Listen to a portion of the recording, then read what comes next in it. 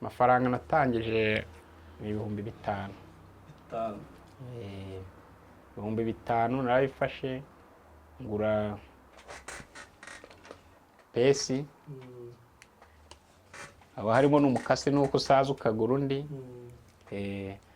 Kaba harimo n'icyuma. Ibi byose ni ibyo umuntu yifashisha ari gukora.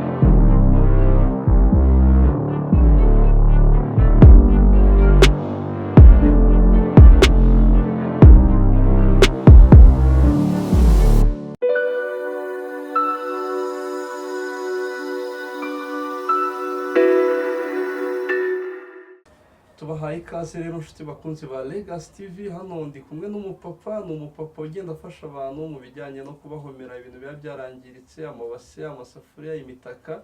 Uyu munsi rero tugiye kuganira tubwire uko yinjiye muri uyu mwuga. Ni ibintu nge nabonye bitangaje kuko abantu benshi aca mu ngo zabo abahamagara baza. Tumubaze rero yabitangiye ryari papa. Ikaze kuri Legacy. Uyu mwuga wo guhoma nawutangiye muri hashije nk'imyaka 12 irenga. Ubwo nkimara kuva ku ishuri narebye mbona nta kindi kintu nakora, nza mu mwuga wo guhoma. Igihe nari ndi guhoma nkajya mbona biri kugenda. Nguramo inka nkiri umusore, nyiragiza ahantu ndakomeza nzi Kigali. Uko ngenda nkora utuntu ngenda nubakamo inzu maze kuyuzuza, ngera ubwo njya gusaba umukobwa, mbwira ababyeyi ko nkeneye umugore. Inzu maze kuyuzuza n'inkwano maze kuyishaka, inkwano narayishakiye muri aka kazi. Ndangije umugore ndamusaba ndamuzana. Ubwo rero nawe akazi wenda nkora niba yari akazi simbizi, ariko ndamuzanye nyine, ariko kazi ngiye nkora. Ubwo nyuma yaho rero nkomeza kuba ariko nkora, niko kantunze kugeze na n'ubu ngubu. Kuva natangira kuva mu ishuri n'aka kazi nkora kandi karantunze. Hanyuma rero ugakora gute? Tubwira urugero ukuntu uhoma ibase cyangwa isafuriya, ni ibihe bikoresho bifashisha, tangira gute? Njya mbona ucana umuriro. Ucana umuriro n'ubundi ugafata ikiraka ukakiyaza ukagishyira ku ibasi kirafata. Ikiraka kiba gikoze mu cyugo. Ikiraka buriya amabase abatandukanye. Hari zino za bita ngo ni mukwano uyihomeshaho ikindi kiraka kibasi. Naho zino za made in Rwanda zifataho igishumi cy'ibaro, bino bihambira amabaro, cyangwa ugashyiraho umushumi w'igikapu, nibyo bifataho. Ubwo rero biterwa n'ibasi uko imeze, niko ugenda ureba n'ikiyifataho, kuko amabasi buriya ntago abarama. Hanyuma birakubibona gute rero? Wicara ahantu cyangwa ugenda uca mu ngo uvuga ko akundi? Ibiraka byo uwampaye komande nyine nk'uko nguko yambonye mvuye nko gukorera undi, arambwira nkaza nkamukorera.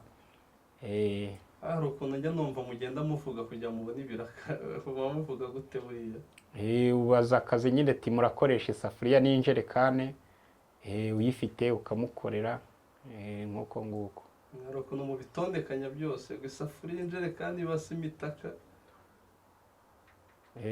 Nyine urabivuga bakahaho biri bakabiguha, ariko ubundi hari naho ubukorera nyine. Nkawe uri kugenda uvuga gute? Sa nk'uhamagara abantu twumve. Uravuga ngo isafuriya n'injerekane n'ibase n'umutaka mukoresha.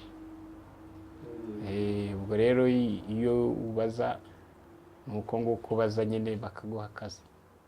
Yes, hanyuma rero abantu kuki bahitamo gukoresha amabase cyangwa amasafuriya, kuki batagura ibishyashya ko biba byangiritse? hari igihe ushobora kuba waguze nk'ibasi y'icyabiri cyangwa y'igihumbi ntiwikoreye nka senyisa cyangwa nka 400 kandi nta bundi bushobozi ufite bwo kugura isafuriya y'igihumbi.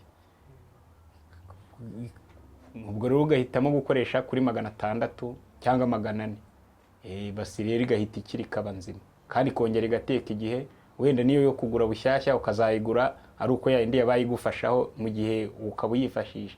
Ntago wagura ikidomoro kino cy'ibihumbi 10 ngo nikimeneka akantu gatoya uhite kukijugunya. Iyo ari gatoya uragakoresha, wamara kugakoresha ukaba ugikoresha igihe ukazabona uko ujya kugura ikindi nyuma. Hanyuma iyo uhomye nk'isafuriya buriya yongera gupfashiza igihe kingana iki? Biterwa n'ukuntu wayitetsemo, nk'uko utajya kugura isafuriya nshyashya ngo bakubwire ngo izacikashije iki gihe. Ikintu biterwa n'uburyo wagikoresheje cyangwa n'uburyo ugitekamo. Hanyuma rero watubwiye ko uyu mwuga utekereje uvuye ku mashuri, warize urangiza segonderi? Ntabwo nigeze niga ngo ndangize segonderi. Nagarukiye mu wa 6. Mu wa 6 ubanza primaire. Uhita ufata umwuga wo gutangira gukora amabase. Hanyuma se wabimenye ute, wabyize he, ninde wabikwigisha? Papa nawe niwe yakoraga, hari ahantu tubyigira nyine ukagenda ku muntu ahantu babyigira nk'uko abantu baba bari nk'aha ngaha bari kubikora, nk'uko wavuga ngo hari uruganda rwo gukoresha akantu hana ukagenda nawe ukajyamo bakajya babikora nawe ugakoreraho ugaheraho ugakoreraho nyine. Ngo nawe wabyize urebeye ku bandi? Ubwo ni ibintu by'umuryango, ni ibya famiye? Ntabwo ari ibya famiye, biterwa famiye. Hari abandi bagenda bakora ibindi. Muri famiye yanjye harimo abacuruza, harimo abahinzi, ariko harimo n'ababikora nyine. Wese hari abantu ujya wigisha bajya bakwegera akavuga ati watwigisha? Cyane. Hanyuma ubitangira watangije igishoro cy'amafaranga angahe?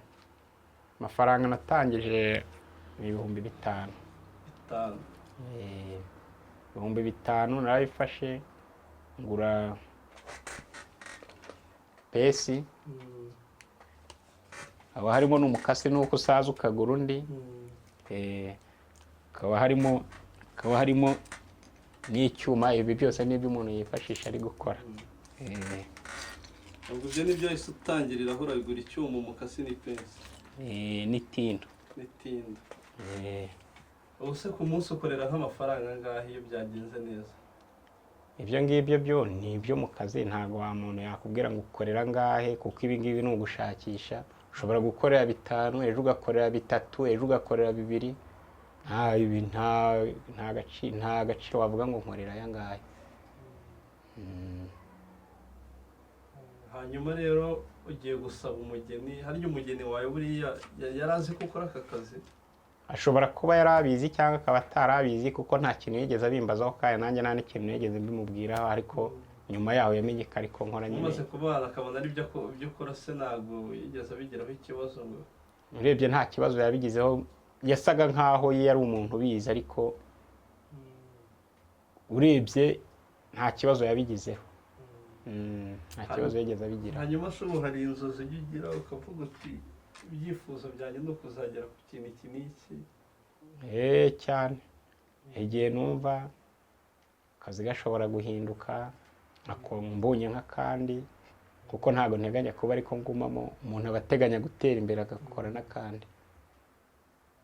Akase ko ntiwakazamura ukageraho noneho reka guhoma amabase ahubwo ukajya uyakora, cyangwa amasafuriya ukajya uyikorera? Ubwo bushobozi ntabwo bwaboneka.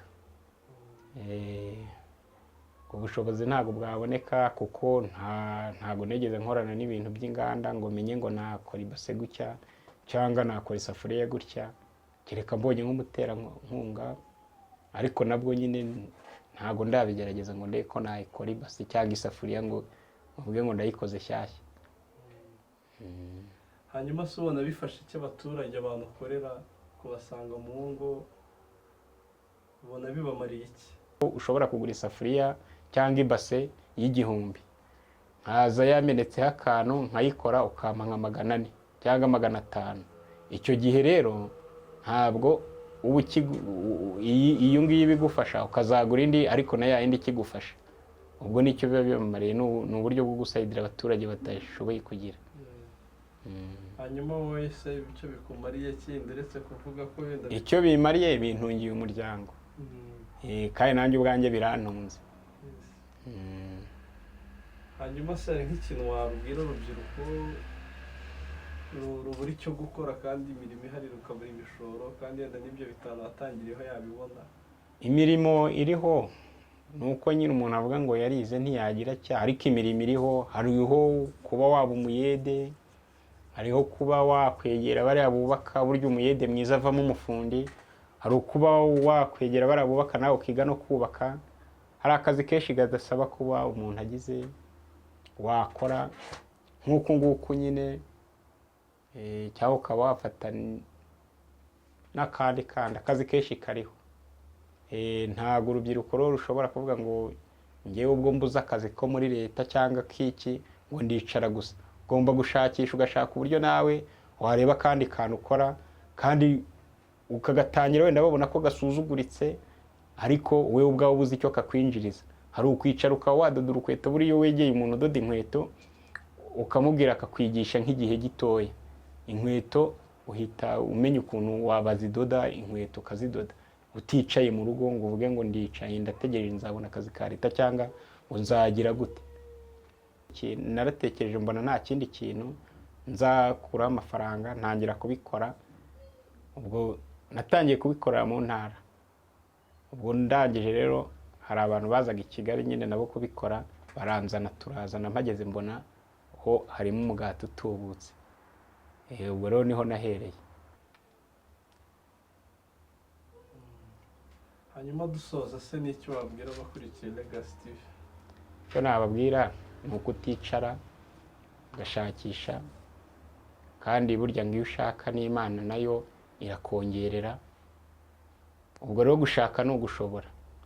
Ubu nanjye mva mu rugo ntazi ko ndi bubona aho nkora, ariko kubw'amahirwe birakunda, kandi niyo byanze nshima Imana kuko bavuga ngo ejo bizongera bisubire.